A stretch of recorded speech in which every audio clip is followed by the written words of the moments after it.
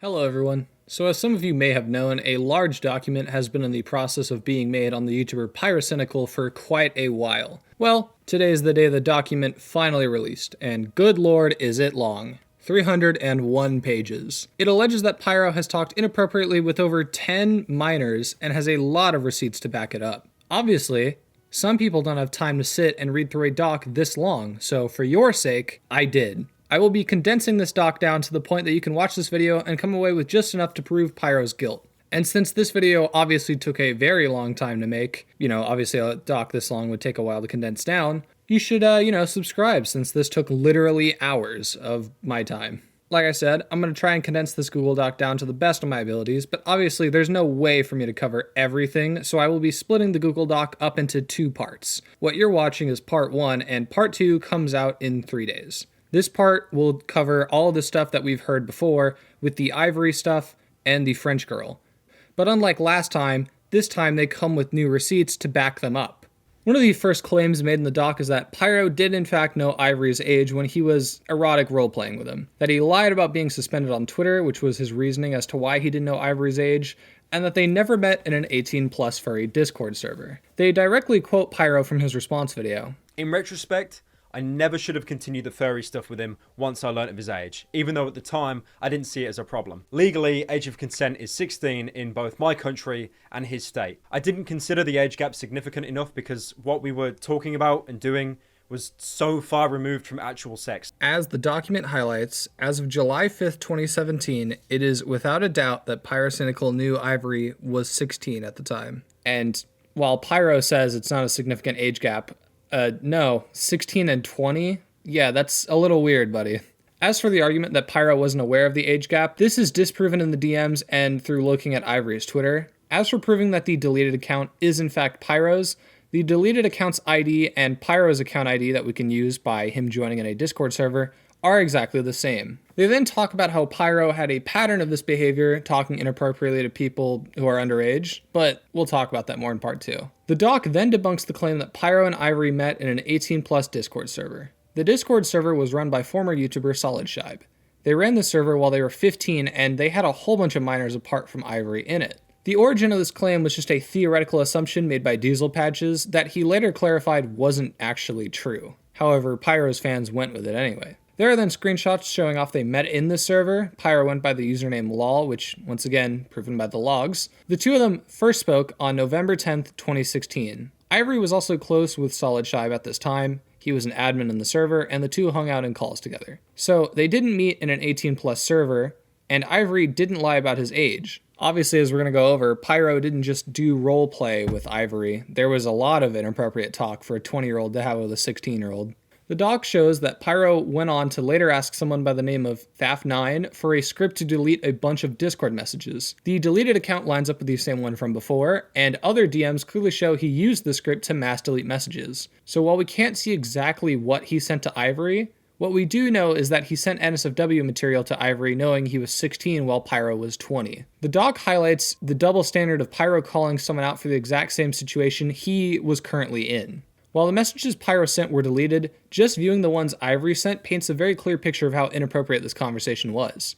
And obviously there's a video scrolling which shows that these DMs are completely real and unedited. So parts of the DMs had Pyro and Ivory talking about what they masturbate to. This is while Ivory was 17 and Pyro was 21. Pyro themselves talked about jerking off to Ivory's fursona, as well as Pyro sending him all types of furry porn on, ironically enough, 9/11 of all dates. And I know a lot of people are going to try to use this, so let me just say this. The UK age of consent being 16 does not mean anything in this situation.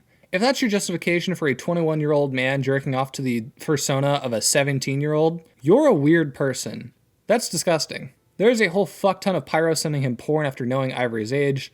Pyro also talked about commissioning art of Ivory's sona for fetish art. There is then a lot more DMs of Pyro talking to Ivory in a sexually inappropriate way, sometimes even instigating the conversation. But they eventually decided to get a commission of their characters, and Pyro actually asked for it to remain private.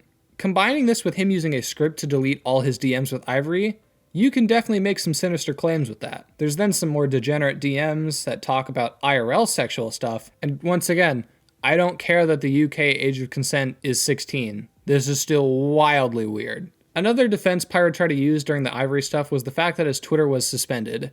This was proven to actually be a lie because Pyro was linking Ivory's tweets during the time he claimed to be suspended. He was also using his Twitter during this time when it came to making videos. My official Twitter, ChromeClan YT. The only tweet I could find that had any relevance. As Pyro himself states in a video, I think easily the worst thing about being suspended is the fact that you're almost locked in a cage with a nice glass mirror so you can see all of Twitter. You can't tweet anything, you can't post anything, you can't interact with anyone, you can't even see your DMs anymore, but you're allowed to see your notifications.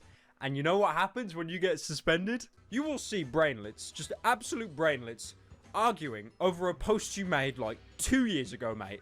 And they are still going to this day. And if Pyro's argument as to why he didn't know Ivory's age was because he was banned or suspended off Twitter, then his argument has been debunked by his own words. Ivory also stated he was still in school numerous times, and according to members of the friend group, Ivory's age was kind of unanimously known. Ivory also even talked about needing a fake ID to access bars in the UK. It's very unlikely that Pyro didn't know this guy's age. The two of them talked about their sex lives as well, which is definitely more than just furry roleplay. This conversation was instigated by Pyro, by the way. The document also highlights that the age to drink in the UK is 18, and if he talked to Pyro about needing a fake ID, then it would be obvious he wasn't over the age of 18, because that's how you access bars. Pyro also brought up how Ivory would need a fake ID himself, so he clearly saw this and responded. He had to know, even saying it would be a problem. The doc makers also point out that Pyro only talked about all of this 9 minutes into his video, since less people would be watching by that point, but that is speculation to be fair. Ivory's friends at the time claim Pyro knew he was 15 the whole time, but since Pyro wiped his messages, no proof really exists of this. The document then jumps into the fact that Ivory was relentlessly harassed for all these misconceptions and lies that Pyro used to get out of this. Some dismissing his claims by calling him mentally ill or just pointing out the fact he's a furry. One criticism a lot of people, myself included, had with Ivory was his interview with Tommy C. Ivory explains this by saying he has CPTSD, which is a more serious version of post-traumatic stress disorder. One of the biggest problems people had with the original allegations was that Ivory claimed it was grooming. As Tommy C said though, even if it wasn't grooming, it was still bad. Despite all that, there's definitely behavior present that could constitute grooming. To round off the Ivory part, Ivory didn't lie about his age. He made his age very well known to Pyro. They talked about things all the time, and Pyro could see his Twitter. They did not meet in an 18+ Discord server. Despite all this, Pyro still sent him NSFW material and talked about his sex life and masturbating to his character. Absolutely disgusting. The next section of the doc is on Ida, a furry fetish artist and Pyro's current girlfriend. She's currently facing allegations for scamming people. One person commissioned them in August of 2023, and by June of 2024, they still did not receive anything. She did this to a lot of people, with some people literally having to dispute PayPal to get refunds back. And these weren't cheap commissions, these were hundreds of dollars. A lot more people came out about this, so Pyro tried to make up excuses for his girlfriend on a live stream. He claims that his girlfriend will either be finishing the pieces or refunding everyone, which turned out to be a complete and total lie. What's crazy is Pyro tried to say that he's been scammed before, which I have no idea why you talk about your experience being scammed when your girlfriend scammed thousands of dollars and still to this day has not said anything. But moving on from that, we talk about the main reason why Ida's relevant, and it's because of their interactions with Ivory as well. Ida knew Ivory was a minor. Pyro, in his response, claimed that while Ivory did talk to Ida about his age, that he himself wasn't close to Ida, so they never talked about this, which is another bold-faced lie, as Ida herself claimed that they talked every other day. This account is proven to be Ida through DMs and photos that were posted, as well as actual videos. These were also internet searched and have proven to be nowhere else online. The tag for the account also lines up with the one Ida had, to further cement the fact that this is her.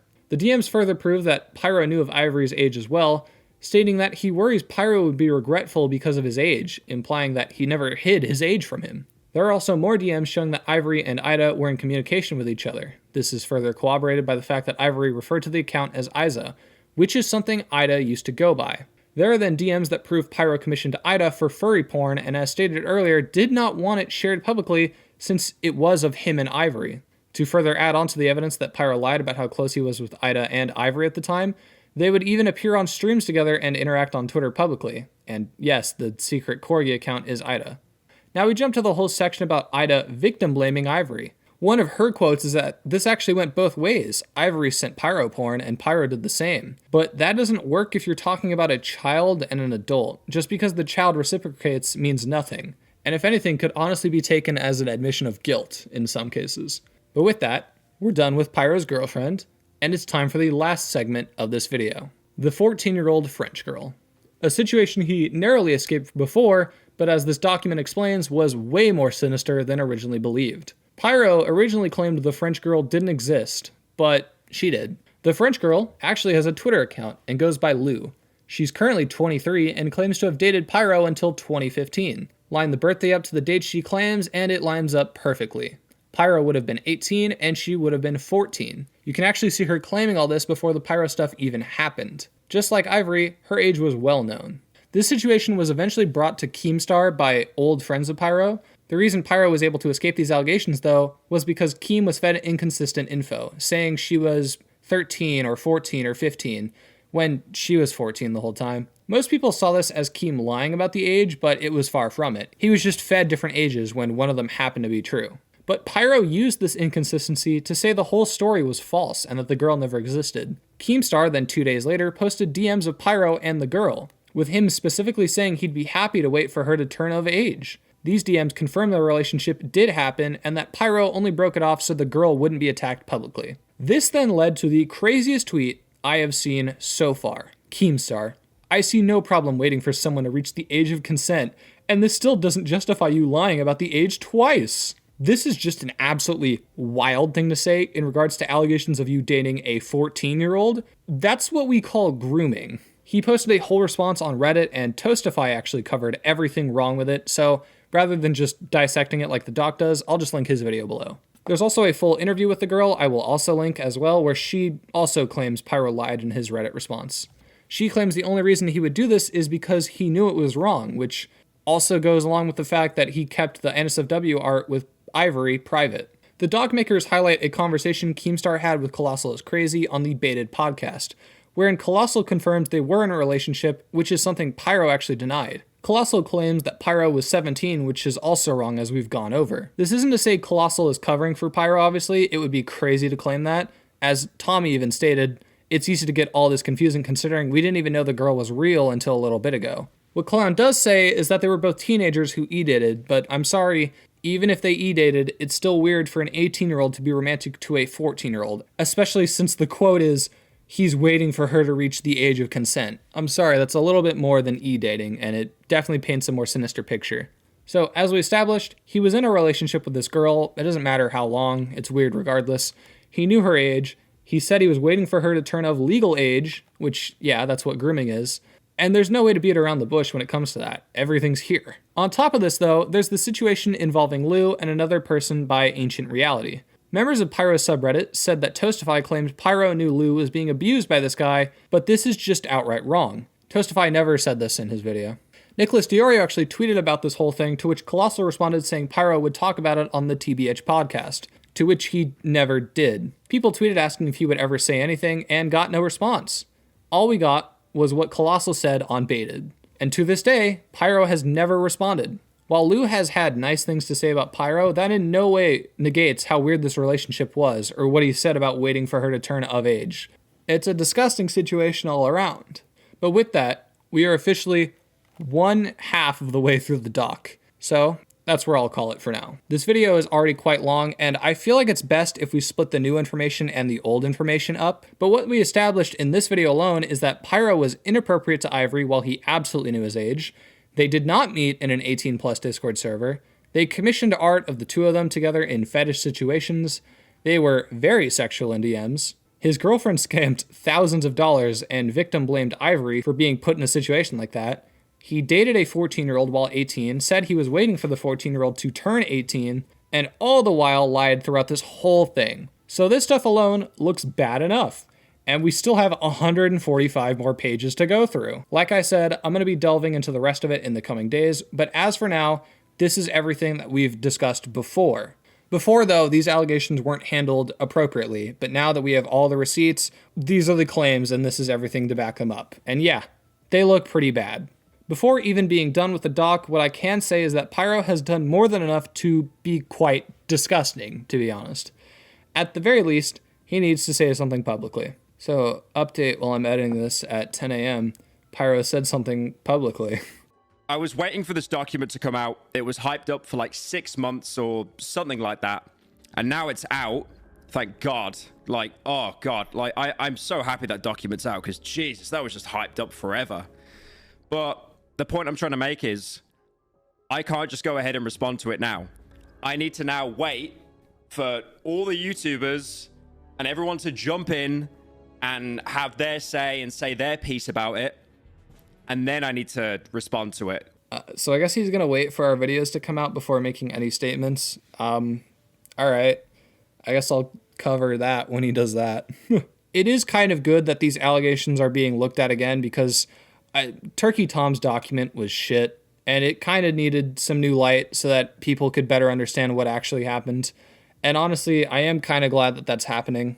Like I said, I'm going to be covering the next 145 pages in about 3 days. It'll go up. So stay tuned for that. Anyway, as for now, that's where I'm going to end the video. I don't know. Join the Discord, follow me on Twitter, and subscribe, I guess. It'd be pretty cool. Anyway, I don't know. Later.